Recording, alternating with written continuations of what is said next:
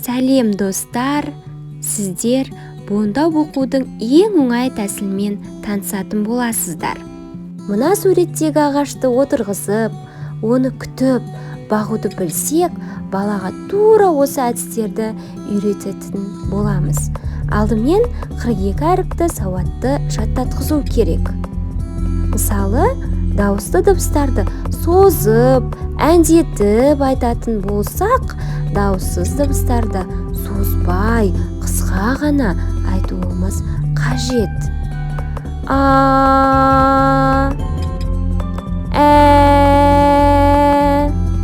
е, йо деп созып айтатын болса, ал дауыссыз дыбыстарды созбай, қысқа ғана айтуымыз керек.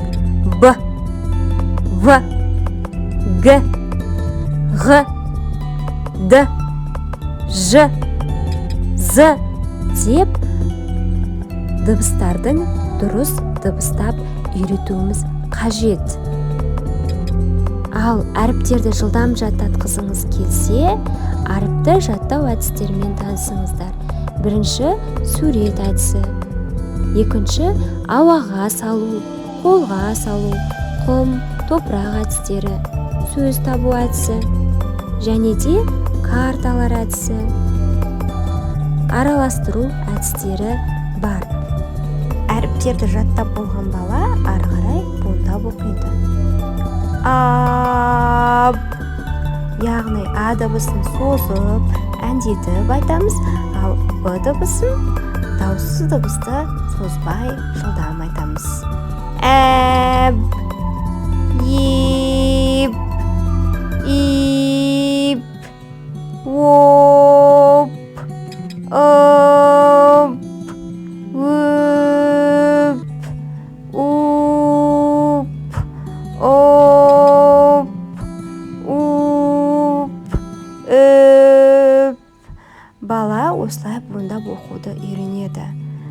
Ары қарай балаларды буындап оқуын ары қарай шыңдау үшін кестеде берілген буындарды оқытқызамыз. Бірінші қызыл әріптермен жазылған буындарды оқытамыз, келесі көк, одан кейін жасыл буынды сөздерді, әріптерді оқытатын боламыз.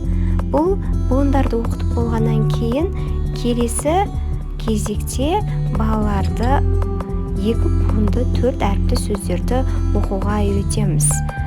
Бала,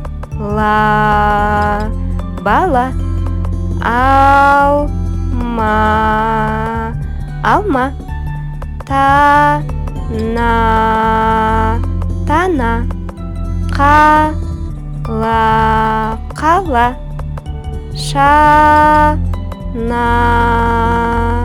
шана. Балалар екі буынды 4 әріпті сөздерді үйреніп болғаннан кейін 3 буынды 6 әріпті сөздерді үйренеді. Бұл сөздерді үйреніп болғаннан кейін балалар 3 әріпті буынға оқуды үйренеді.